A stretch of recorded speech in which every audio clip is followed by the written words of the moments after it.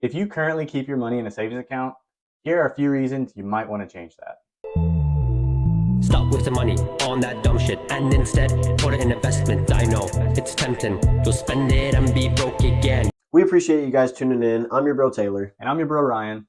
And today, obviously, we're going to be talking about maybe why you shouldn't be saving that money in a savings account. So starting off, let's just debunk this kind of misconception out there that a savings account is the ultimate safe haven and greatest thing you can do with your money. I can understand, like, well, I need some liquid cash and everything, like very accessible.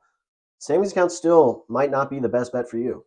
Yeah, most savings accounts, especially at big banks, you're going to get about 0.05% to 0.1%. And 0.1% is a good rate for a standard savings account, which is like watching a sloth race a cheetah when you're talking about saving versus investing. Like, that money's going nowhere. On top of that, inflation just makes that even that much more negligible. There aren't many accounts out there that can keep up with inflation, but a savings account, you might as well just be burning some of your cash every year.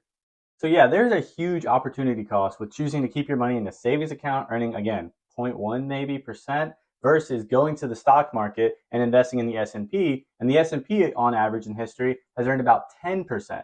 Yeah, I mean, a 10% average return, that's over 100 times more than you're going to get in most savings accounts. Some savings accounts are way less than that. You could be like 1,000 times higher than some of these savings accounts I've seen out here, and some savings accounts I've had personally.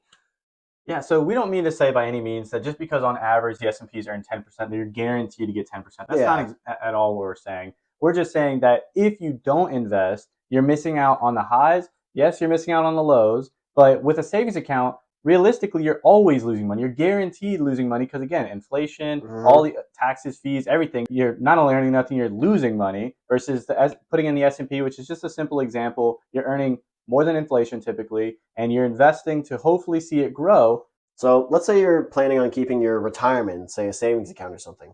Well, something like an IRA, whether that's Roth or traditional, check out our video on that.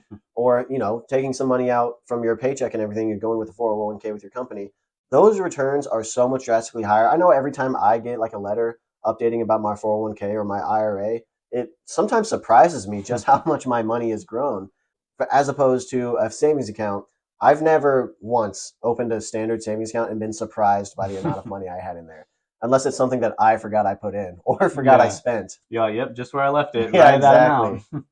And another reason a lot of people save money aside is for college, which makes sense. But typically, if you're going to put it in a savings account, you're losing, again, so much money, so much value, and it's quite difficult.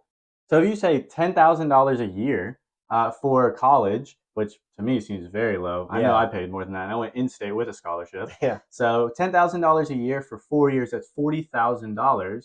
You would need to set aside almost $200 per month for 18 years without breaking to go to, quite literally, might be the cheapest institution I've ever heard of. So imagine if they went out of state. Imagine if they didn't get a scholarship. Yeah. It's almost impossible to really get that number. You would want to put it in like a 529 plan or an IRA package where you can put the money aside. It can earn with the market. It can grow in value. So hopefully when they go to college, they have a huge amount of money to put towards those expenses, the books, everything like that. And I know it may seem like we're really hammering this point home, but just average living costs like insurance and all these things, they're going to be far outpacing your savings account.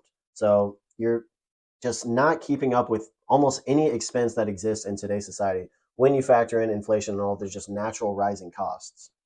So as you can kind of see the trend or what we're talking about here, all of this is to say if your goal is long term, so college, 18 years away, if you're looking to retire, however many years away, you have big long-term goals, you're probably going to want to put that in an investment account or put that somewhere that it grows in value faster than you can lose it and not a savings account. However, if you do have a situation where, one, an emergency fund, we preach about emergency funds, having 3 to 6 months of expenses, you want that very liquid because your AC breaks. It's not going to give you time to go, let me save that now. Yeah, let me sell some stocks and pay all these capital gains and all this stuff. Right. That's not where you want your money. Maybe you'll put that in a high yield savings account, which earns more money, but it still probably won't, especially recent years, outpace inflation or anything like that. It's just because you're going to use it soon, so it wouldn't be worth investing in to try and pull it out right away. Yeah. In general, a standard savings account is something that you probably don't really need. I don't even use a standard savings account anymore. My most basic account is a money market because it gets a little bit more than a savings account. But yeah, there's plenty of high yield savings accounts out there nowadays that basically makes a saving account almost not important or not existent.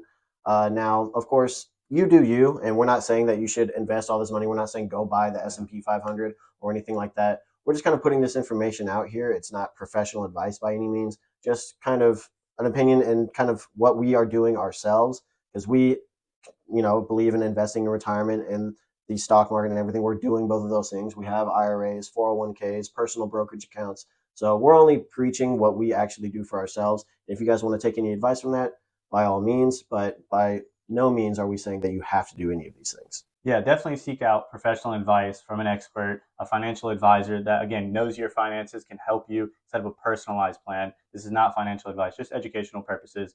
And if you learned something, please let us know what that was in the comments. We love making these videos.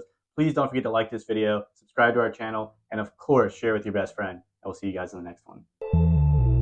Stop wasting money on that dumb shit and instead put it in investment. I know it's tempting. You'll spend it and be broke again.